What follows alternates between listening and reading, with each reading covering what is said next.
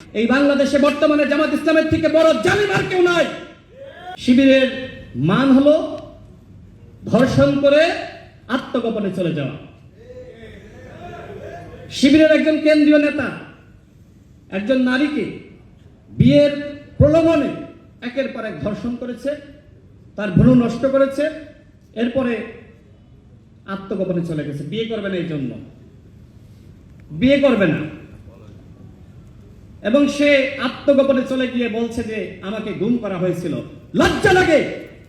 Doctor Shafiqur Rahman বিরোধী দলীয় নেতা, তিনিও বিবৃতি দিয়েছেন, একজন ধর্ষকের পক্ষে ডাক্তার শফিকুর রহমান বিবৃতি দিয়েছেন। আর সরকারকে বলা হয়েছে যে সরকার নাকি গুম শুরু করেছে, শিবির মিছিল করেছে। এই হলো শিবিরের মান।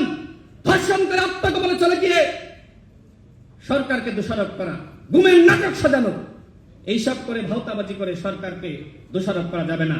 আজকে তারা আমরা লক্ষ্য করছি তারা ভিকটিম সাজার চেষ্টা করছে, অথচ আপনারা ফেসবুকে দেখেন নাই এই বাংলাদেশে বর্তমানে জামাত ইসলামের থেকে বড় জালিম আর কেউ নাই।